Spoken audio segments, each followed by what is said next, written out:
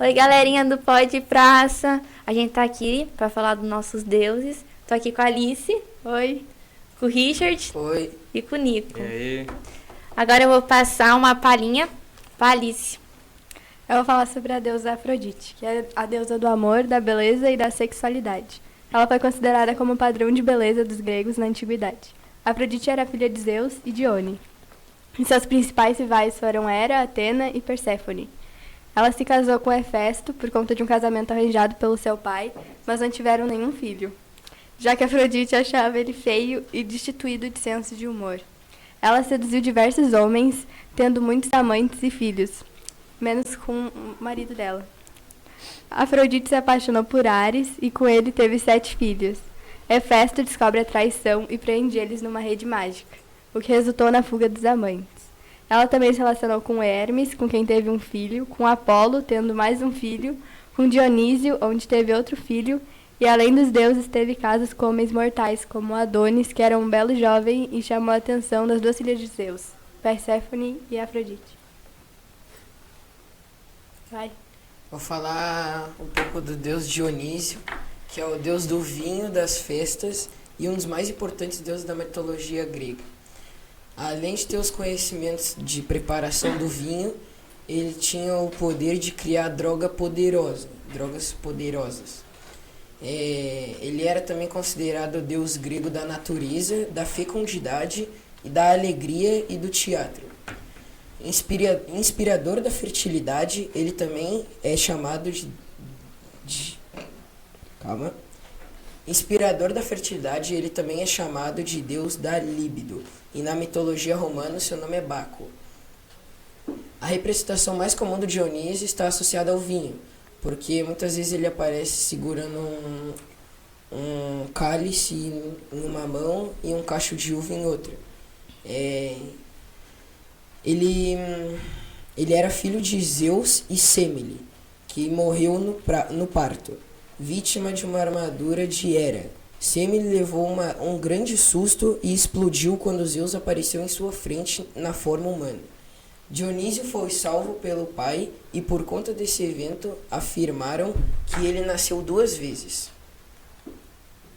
O Dionísio também casou com Ariadne, filha do rei de Minos, que no entanto era apaixonada por Teseu.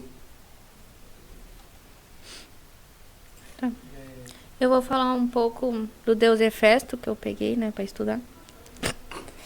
Daí, ele é o deus do fogo e ele era artesão. Ele era filho do Zeus, deus dos deuses, e da Hera, a deusa dos deuses.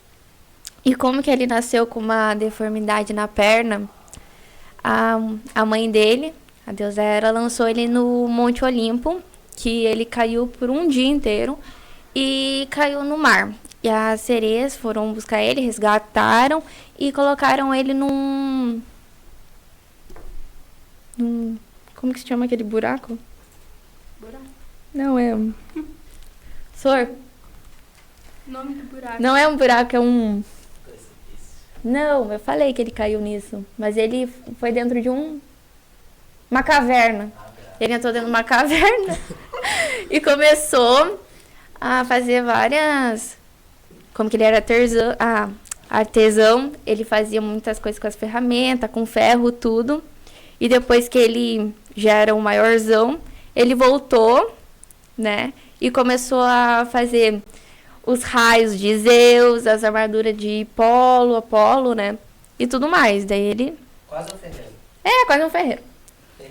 Daí ele casou com essa daqui, né? Afrodite. Traiu ele com esse daqui. E com muito mais outros. Eu traí com ele também, eu te traí com E ele com esse também. daqui também, né? Já não basta um marido. Foi traído por E foi. Daí... Acho que é isso. Nossa, tu morreu corno, então.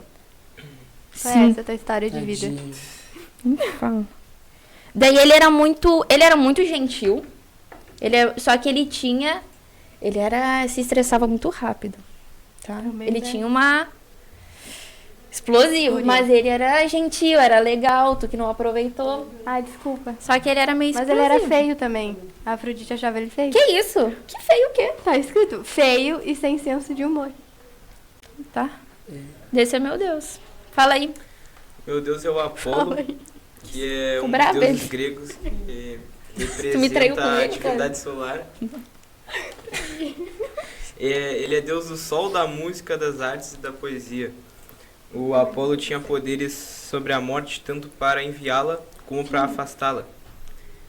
Na mitologia grega, o Apolo era filho de Zeus, o deus mais poderoso do panteão grego, e de Leto, filha dos titãs Febe e Ceus. Algumas fontes tratam Leto como uma deusa, enquanto outras tratam como uma titânide.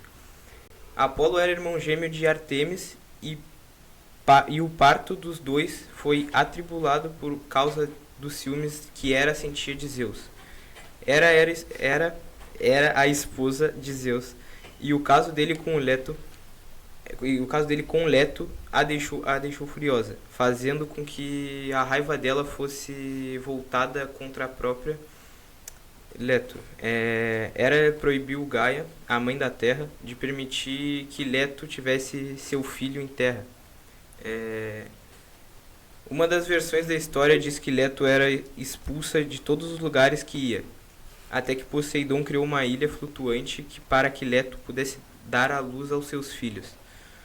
Além disso, a lenda conta que a deusa dos partos, Ilícia, foi proibida de permitir que Leto desse à luz aos seus filhos.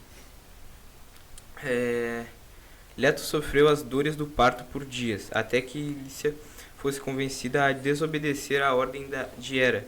Assim, Apolo e Ártemis nasceram, e logo após o parto, Apolo tomou um néctar e comeu ambrosia, o que fez com que ele imediatamente fosse transformado em um homem adulto. E quando Leto estava grávida, teve que fugir constantemente da serpente Piton, enviada por Hera para matar. E depois de adulto, o Apolo tornou-se um ótimo arqueiro, e seu arco e flecha foram os instrumentos usados para matar a serpente. Piton residia no Monte Parnaso, e Apolo teria ido até lá para se vingar. Na lenda, Apolo matou a serpente com 3 flechas que atingiram o olho, o peito, a boca e a boca de Piton. A morte da serpente teria agradado a população grega e um templo teria sido construído em homenagem ao deus.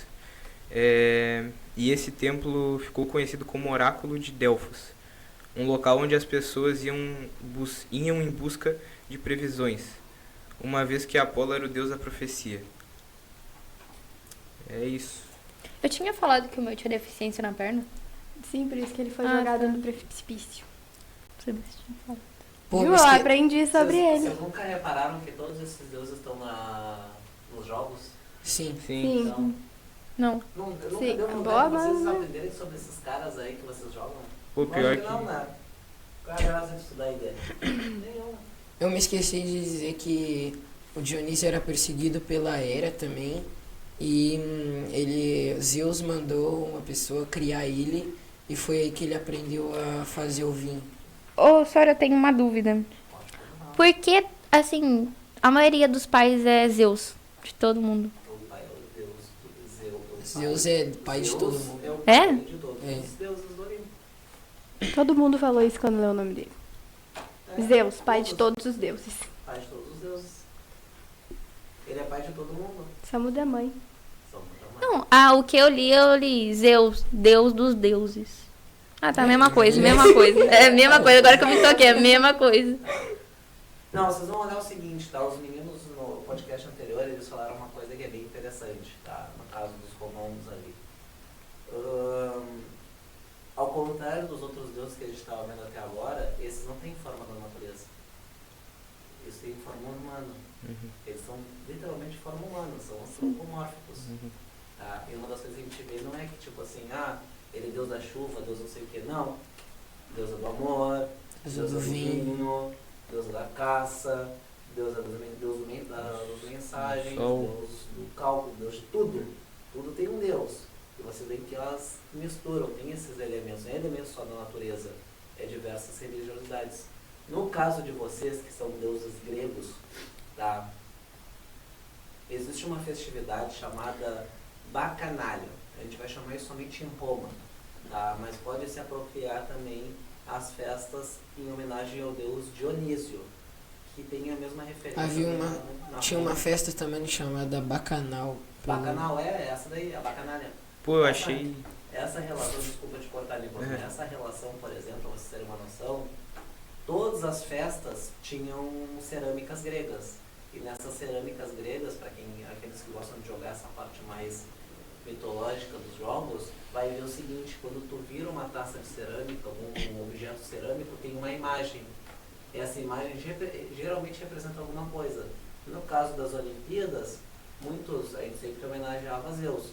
Mas no caso das Olimpíadas, quando alguém ganhava alguma taça, ou era um desenho da imagem de ganhador daquele esporte, referente-se a Zeus, ou algo semelhante.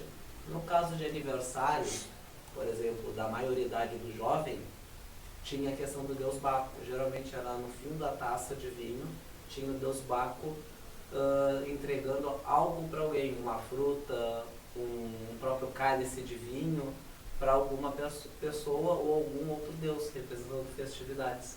Então toda essa mitologia grega está através disso daí, que é bem legal.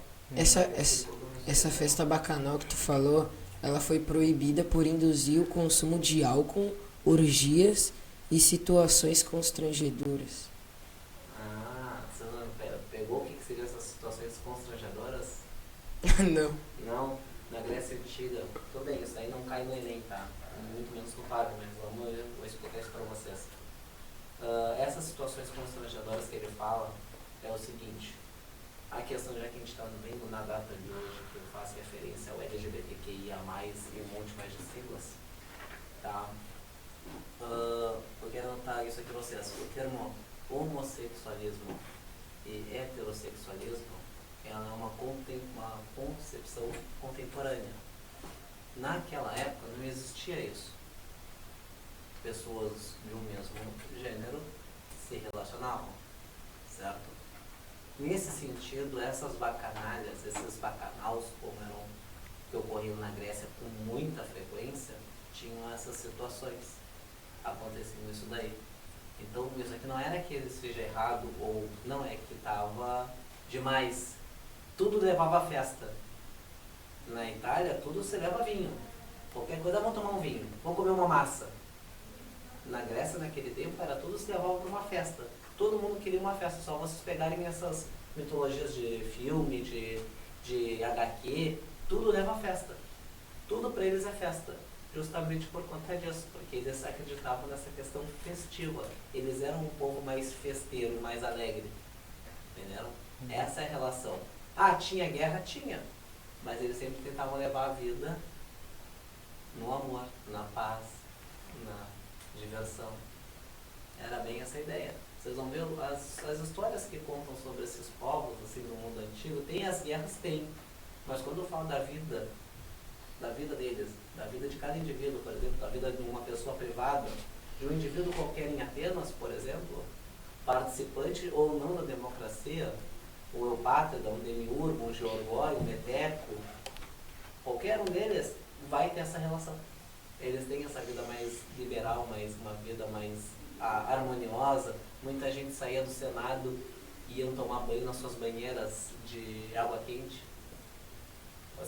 Por exemplo, Pompeia ela foi devastada pelo vulcão do Vesúvio, né? Foram encontrados muitos corpos nas piscinas térmicas. Por quê? Porque o pessoal gostava disso. É uma questão de relaxar, eles viviam numa vida mais light, mais leve. É legal, pessoal. Parece chato, a história é chata, a história é todo um complexo. Não. Se a gente pegar no contexto geral como estudo, vocês vão dizer, é chato.